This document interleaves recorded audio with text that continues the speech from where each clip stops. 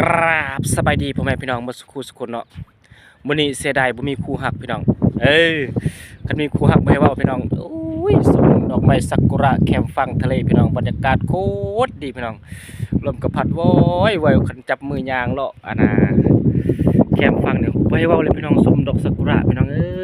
ช่วงนี้เป็นช่วงที่ว่าบรรยากาศโคตรดีพี่น้องเนาะลมก็พัดมาตลอดพี่น้องส้มบรรยากาศน้ำก็ใสดีพี่น้องปลาก็โคตรหลายพี่น้องมีเป็ดน้ำพร้อมพี่น้องบรรยากาศพี่น้องไว้เว้าเลยเนาะขาดอันเดียวพี่น้องขาดอันบ่มีคู่บ่มีแฟนนี่แหละพี่น้องเอ้ย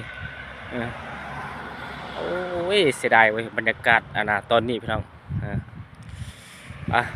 ส่วนบรรยากาศพี่น้องมีโอกาสมาเที่ยวอีกคือเก่าพี่น้องเนาะโปรแกรมหลายโพดช่วงนี้ไปเที่ยวตลอดพี่น้องนี่ดอกซากุระพี่น้องถูกสุดยอดเลยนี่อันนี้เป็นแหล่งท่องเที่ยวพี่น้องเห็นบ่ซื้อพี่น้องประอ่านได้ละแปลเด้อพี่น้องเด้อนี่เขาสิเฮ็ดบรรยากาศพี่น้องเห็นบ่เส้นทางพี่น้องสะอาดสะอ้างขนาดนี่ทางหลังพี่น้องโอ้สุดดีไป let's go สงครามบรรยากาศเนาะเสียดายอันเดียวเลยพี่น้องเนาะบ่มีคนฮักพี่น้องเนาะบ่มีแฟนฝากทุกคนติดตามมาพี่น้องเด้อฝากทุกคนติดตามเนาะจะให้ทุกคนมาเบิ่งหน้าประเทศเกาหลีใต้พี่น้องโอ้ยยอมเลยหน้าเขาน่ะขนาดทางไปหน้าเขายังปูคนกรีดนะพี่น้องค่อยก็งึดอันเดียวนี่แหละนี่เห็นบ่เส้นทางเห็นบ่ก็จะเฮ็ดสวนเนาะขนาดทางไปหน้ายังปูคนกรีดพี่น้องโอ้ยเนาะบรรยากาศ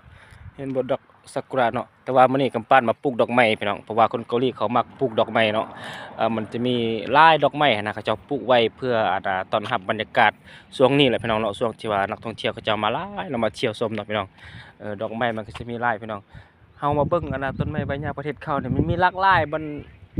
สีหลากหลายแนวพี่น้องที่ให้เฮาชมนะให้เฮาแบบประทับใจหลายเนาะอันนี้ก็เป็นส่วนเขาเจ้าเนาะเห็นบ่ส่วนทุ่งนาพี่น้องบ่ต้นไม้ก็สุดหลักก็จะมีไม้แปลกเนาะอยู่ทางลุ่มมันจะบ่ได้ตึบได้หน้าอีหยังต่างๆพี่น้องมันจะแป้นดีขนาดบรรยากาศมันโคตรดีเลยพี่น้องเห็นบ่ให้พี่น้องชมเบิ่งเส้นทางไปหน้าพี่น้องเนาะคนเกาหลีเนี่ยมักปลูกดอกไม้พี่น้องเห็นบ่ดอกไม้บ่เส้นทางพี่น้องเป็นห้องเมืองจะดีสะอาดน้ำก็ใสดีขนาดเว้ยหน้าเขาเจ้าก็ส่วนหลายเขาเจ้าจะเอารถใหญ่ไทยแล้วก็เอารถดำพร้อมพี่น้องเนาะโซนนี้เขาเจ้ากำลังไทยจะเริ่มเฮ็ดหน้าพี่น้องเขาเจ้าเฮ็ดช่วงเดือน5เด้อพี่น้องเด้อช่วงฝนตกเนี่ยเขาเฮ็ดบ่ได้ประเทศเขาเนาะเป็นประเทศที่ว่าประเทศที่ว่าประเทศที่ว่าหนาวที่สุดเนาะเห็นบ่บรรยากาศภูผาป่าไม้พี่น้องมื้อนี้กำปั้นก็ได้มาเที่ยวเนาะก็มาปลูกดอกไม้พร้อมพี่น้องได้มาเที่ยวเนาะป้าโถพี่น้องบรรยากาศแต่ว่าโคตรดีเลยเหมาะสมที่สุดในการมาท่องเที่ยวในช่วงนี้เนาะถ้าว่าแคมป์ฝั่งทะเลบ่แคมป์อยู่ในเขตแถวสะบานเมืองเนาะนักท่องเที่ยวเขาจะมาหลายพี่น้องมาเที่ยวชมบรรยากาศมาชมดอกซากุระนั่นพี่น้องมันก็จะมีลายต้นไม้มีลายดอกไม้ที่ว่าให้เฮาชมพี่น้องบรรยากาศบ่ให้เว้าเลยเห็นบ่โทษแม่มันตกลมพัดมาแล้วกันโอ้โถสุดยอดเลยนี่สะอาดสะอ้างเลยพี่น้องโถมันอยู่แคมป์ฟังทะเลบ่ให้เว้าเลยลมนี่พัดมาตลอดลมนี่ขอบใจทุกคนติดตามเด้อพี่น้องติดตามใหม่เด้อพี่น้องเด้อรอท่างานเพลงใหม่ซื้อเพลงพ่อน้องไปมักไว้นี่พี่น้องเด้อได้ฟังแน่นอนพี่น้องบ๊ายบายหมดทุกคน